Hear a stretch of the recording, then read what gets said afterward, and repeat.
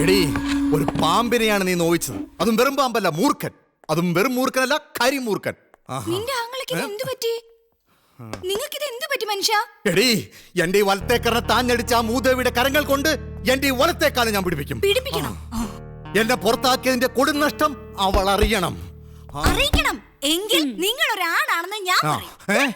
ഇല്ലെങ്കിൽ നീ പറയില്ലേ, ഇത്രയും നാളും കൂടെ കിടന്നിട്ട് നിനക്ക് വിശ്വാസമില്ലേ ഞാൻ ഒരാണാണെന്ന്? അതല്ല മനുഷ്യ, പിന്നെ വാശി എനിക്കും ഉണ്ടെന്ന് പറയായിരുന്നു. നിങ്ങൾക്ക് അവളെ ഒന്ന് തിരിച്ചടിക്കാമായിരുന്നില്ലേ? എടീ, അവർക്ക് എന്നെ അടിക്കാം, പക്ഷെ ഞാൻ തിരിച്ചടിച്ചാൽ കേസ് വേറെയാണ്. കേട്ടിട്ടില്ലേ, പീഡനം. ഏട്ടാ, ആ രാജമല്ലികയ്ക്ക് അവരെക്കാൾ അഹങ്കാരിയായ ഒരു മകളില്ലേ, ഒരു ഭൂലോക രംഭ. പിന്നെ ഈ ഭൂലോകം തന്നെ അവളുടെ കൈവെള്ളയിലാണെന്ന് അവളുടെ വിചാരം. അവളാണ് എന്റെ ടാർഗറ്റ്. നീയാണടി എന്റെ യഥാർത്ഥ പെങ്ങൾ. രാജമല്ലികയുടെ മകൾ രാജലക്ഷ്മി സമ്പത്ത് കുമിഞ്ഞുകൂടി തലയ്ക്ക് മത്തുപിടിച്ച് പുരുഷവർഗത്തെ കാൽച്ചോട്ടിലിട്ട് മെതിക്കുന്ന രാജമല്ലികയുടെ പട്ടി ചവിട്ടി താഴ്ത്താനുള്ള ഒരു തുറുപ്പ് ചീട്ട് രാജലക്ഷ്മി. ഓ, എന്റെ തലയിൽ കുശാഗ്ര ബുദ്ധി തെളിയുന്നടി. ആ ഭൂലോകരംഭയുടെ ജീവിതത്തിലേക്ക് ഒരു പരമ ചെറ്റ കടന്നു വന്നാൽ വണ്ടർഫുൾ ഐഡിയ. Thank you. നീ കണ്ടോ പണിക്കരുടെ പ്രതികാരം? അതിനു പറ്റിയ ഒരു പരമ ചെറ്റയെ എനിക്ക് ഉടനെ കണ്ടുപിടിക്കണം.